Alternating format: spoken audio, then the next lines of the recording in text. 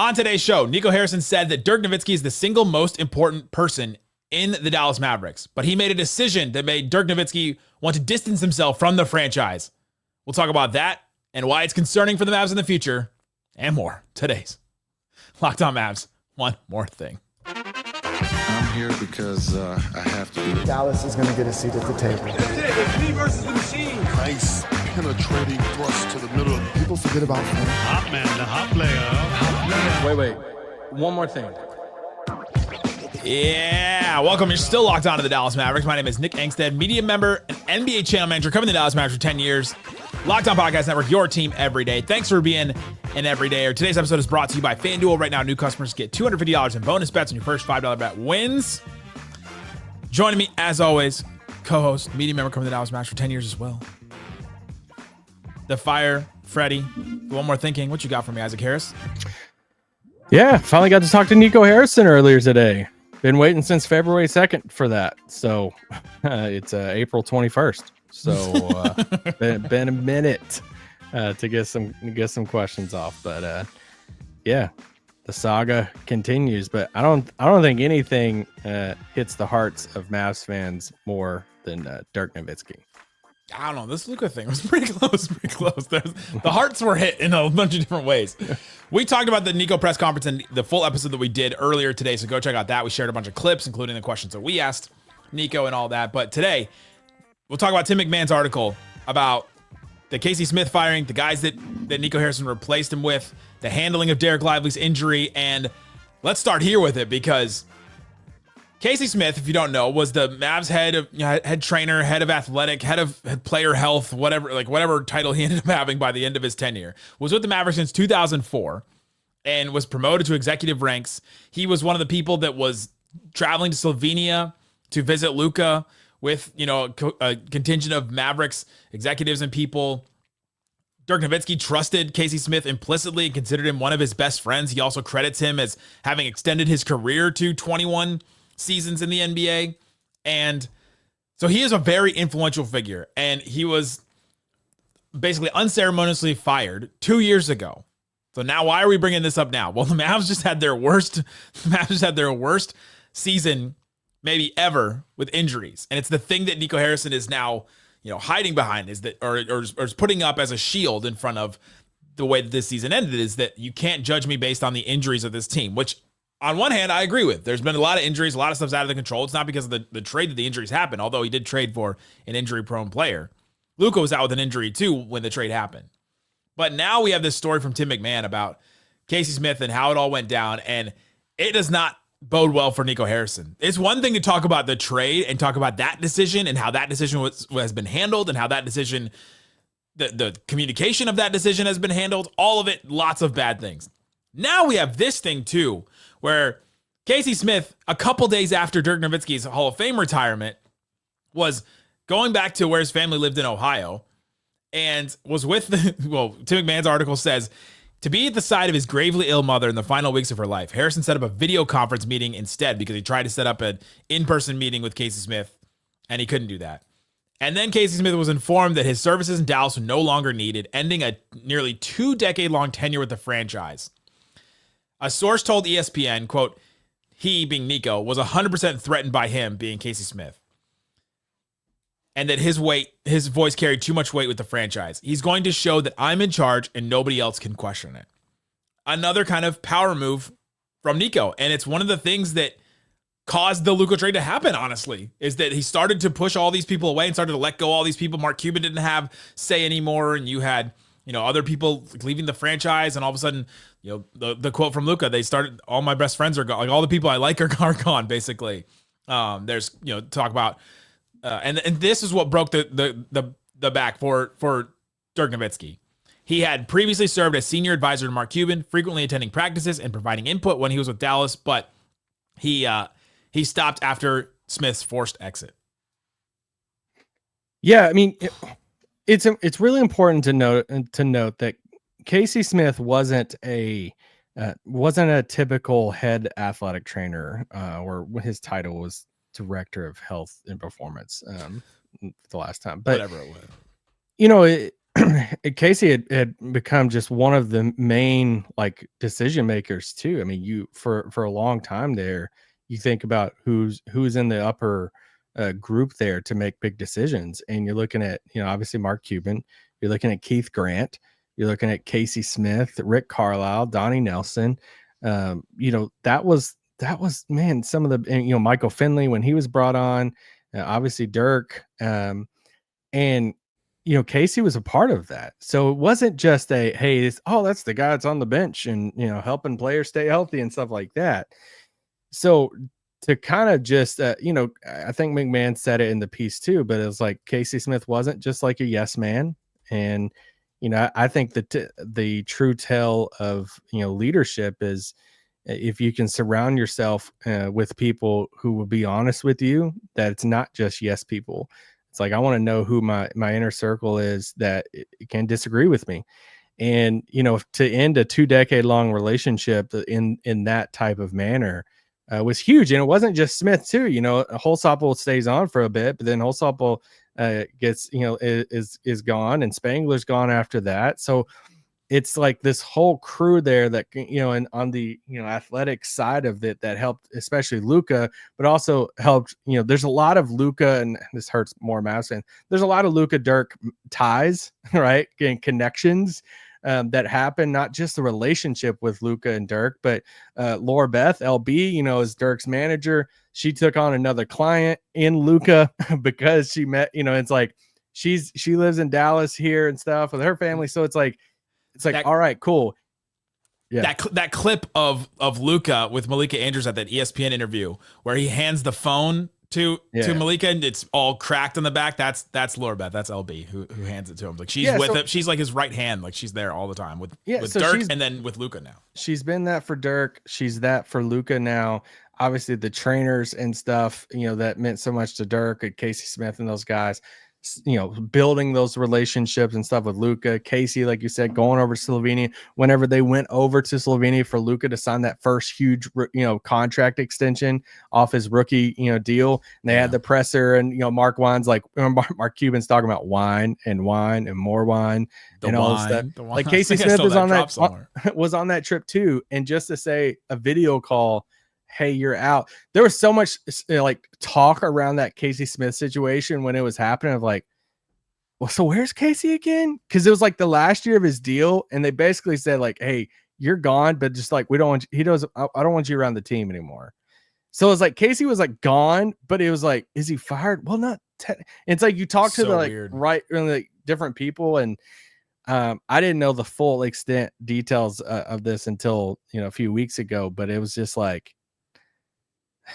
it's just another one of those people that you go through so much change and you got it. And then all the stuff that's been reported over the past few days too, from McMahon or Cato and Mark Stein and stuff, of just the tension and between Nico's, you know, guys that he brought in. Nico saying in that roundtable, the secret roundtable with media, you know, last week of like, hey, these guys are better. Let's talk about his guys, which is pretty bold, you know, statement, which he's got to back them. But there's been all this tension and stuff between those guys, and it's just a mess. And it's when you empower somebody and give them that much power, it's not just the Luka trade. I mean, there's decisions that's being made across the board that it's just changed the whole direction of, and who in the DNA, you're unraveling the DNA of who the Mavericks have been, you know, built and constructed. Casey Smith was Team USA's athletic trainer. Like, dude, everybody in the league loves Casey Smith. Jalen Brunson. I mean, it wasn't just Casey. Like Heather Mao and stuff's been on with the team for a while. They both go to New York City, you know, to work for the Knicks. And, you know, Jalen Brunson's doing, you know, credit to them the other day for him, you know, coming back from his injury. Both Heather and, you know, Casey Smith. But yeah, it's just one of those where you go, all right, if this is how Nico is handling something like this, it's another smoking gun to where, all right, if you had the conspiracies that there's something else that happened in this trade, like something, he got some kind of mandate or something else happened, or no, it was one man making that decision because somehow the pieces aligned just so that there was no one else in the room that could tell him no to make this decision. A Casey Smith is gone. A Mark Cuban is gone. Whoever else. And McMahon, says too, another one of the key people for Luka also was our friend and friend of the pod, Scott Tomlin. Yeah. And, Scooter leaves to take, the job with Dirk's foundation and stuff. And he's with Dirk a lot now and loving life and all the stuff working with Dirk's foundation. But it's like, McMahon, I'll just, report or just say it from the McMahon article. McMahon says in his article that the Casey Smith stuff played into, Scott leaving. So it's like, it's these ripple down effects of when you treat somebody that's so respected, like he did Casey Smith, then you lose a guy in Scott Tomlin who's been director of PR, who in a lot of ways is the shield to a superstar and, different interviews or criticism, relationships and different stuff. So Luka loses Casey Smith and Scott Tomlin, which is two huge people. And in return, you're also losing Dirk Nowitzki, who is now your legend, who is like distancing himself from the franchise. If Dirk Nowitzki in a time like this is distancing himself from the Mavs, you know what I'm doing? I'm calling every day saying, hey, what do we need to do? Like, and it doesn't feel like there's even a care in the world about how Dirk feels too. So it's weird. It's very weird. And coming up, why was this not brought up at the press conference? What has Nico said about this situation? Because he has commented about it. And then Dereck Lively and his injury situation. How does this relate to all that and that going forward? We'll talk about that and more coming up. Today's episode of Locked On Mavs brought to you by FanDuel. Download or go check out FanDuel. I think there's a FanDuel app. Go check out FanDuel Sportsbook. See what's available in your area. There's all kinds of great stuff all the time. Go see what is there for you. Check out NBA Finals odds. All kinds of good stuff there. You've got parlay builders. You can go check out who's going to win the conference. Thunder minus 170 to win the Western Conference. Seems low. Warriors plus 650. Lakers plus 1,000 still. Lakers still better odds than the Timberwolves to win the conference, but they don't have better odds than the Timberwolves to win their series. Interesting. FanDuel. Put down $5. If it's your first $5 bet and you win, you get $250 in bonus bets. That's FanDuel.com. Shut it down! Let's go home! Thanks for hanging out with us on Locked On Mavs. So one more thing, it's a bonus episode. If you missed our other episode, go check it out. We did a full episode on Nico Harrison's press conference, and in the press conference, he wasn't asked about this Casey Smith story or anything else related to it, or even some of the stuff that came out about the guys that he hired. But he did answer the question about all this he did talk about this a little bit in his press conference with the secret roundtable and all that. And he basically told Tim McMahon that it's a joke, him bringing it up. You didn't bring this up the whole year last year when we went to the finals when Casey Smith wasn't here. And so it's kind of a joke you bringing it up right now. Agree or disagree that, all right, we're now cherry picking this topic because we didn't bring it up all last year, but now we're bringing it up now because things are bad. Tim has every right to ask that question because you're seeing the ripple effects of it now. It's not just the Casey Smith story isn't just about the injuries. There's an angle of it, sure. Like Tim makes, different percentage of the injuries and different stuff. And obviously the Lively story and that's one angle, but another angle of why this is relevant now is because the ripple down effects of your franchise legend has nothing. It doesn't want to do anything with the franchise anymore. So, Oof. And that's one of the big reasons. So, and when you trade a guy like Luka Doncic too, you look at the reasons heading into that trade or before. It's like, so yes, it is very, very relevant.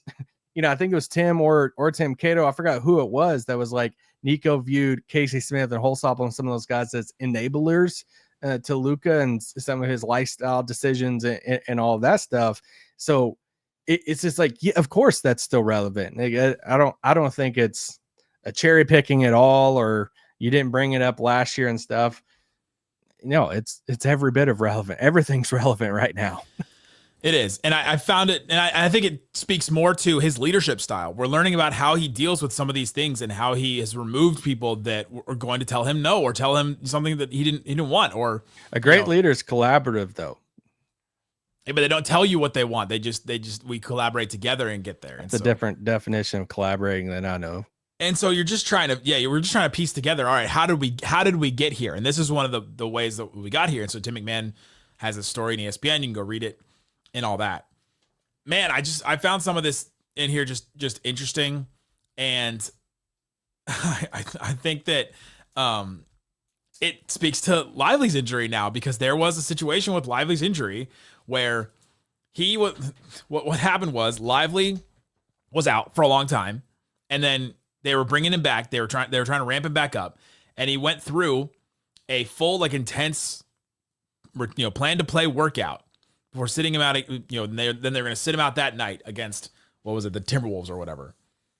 And then one of the trainers was like, "Hey, I think that something's going on with Lively," and then they take him back, and he has a stress fracture in his foot, and so he doesn't play.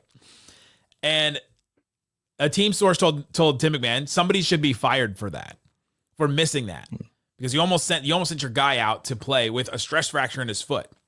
Nico Harrison responded to that, basically that exact scenario, in the secret press conference, and said, "It actually goes to show the strength of our medical team because he was cleared to play, but his signs and symptoms were, our medical team knew it was something more. And so that's why they went ahead and tested him and saw the CT scan, which means they actually avoided a potential catastrophic injury. You will take the angle of being negative," talking to Tim McMahon, "but it's actually a positive thing because they saw the symptoms. Even though he was cleared to play, they didn't feel right putting him on the floor. So they went back, they stopped him from playing. They went back, they retested, and thank God we saw that he had a stress fracture." Nico trying to turn it into, like, I see this as a positive. It's just incredible maneuvering, and honestly kind of respect trying to get there, like trying to tell us that it's a positive thing for a debacle like that. No, I mean, I guess somebody might believe it. Wouldn't this whole thing and dealing with injuries like this, wouldn't this affect free agency more than even the distrust, like with Luka? Yeah. I mean, it's just, I don't know, man. Like it's so weird. And you're like, it's the fact that you're like rewriting everything too. Of like, a lot of, was it McMahon's piece about, even the certification of, one of the, top guys for Nico now, which I don't know who this, person is. I don't want to speak on him too much, but yeah. So there's this guy, Belton, who is now with the Mavericks. And he said, according to the National Strength Coach Association database, Belton does not have either the certifications from the association that are required for NBA strength coaches per Article 22 of the collective bargaining agreement. The CBA states that an individual hired as head strength and conditioning coach must have at least 3 years of experience since receiving those certifications. An NBA spokesman said the league office was aware that he lacked the certifications, but the league office accepted his certifications from the College Strength and Conditioning Coaches Association on a temporary basis, with the expectation he would receive the actual certifications after the season. So is Rick Welts the only guy in the building who's done anything before in the job that they've done? Like, not in the whole building. There's scouts and Jason Kidd. People. Jason Kidd has been a head coach before, but yeah, you got Nico Harrison, a new GM. You got these trainers and these people coming in. Then you have the ownership they've never been in sports before. So just take that in and of itself, let alone like what they did to make their money at a certain degree. It's just all over the place. You just see people that have not held these jobs before, and that's we're in this situation trying to figure out, all right, how are we in this situation? And I don't know. Start chalking it up. Yeah, the Lively thing is tough. When you look at the timeline of it and stuff, and how it could have been a lot worse if he came out and played on it and all of that. I think there was discussion in McMahon's piece about Luka's timeline after the injury and stuff, the Christmas Day injury of one camp. I think the Mavs camp wanting it 2 to 3 weeks. Luka's camp saying 6 weeks.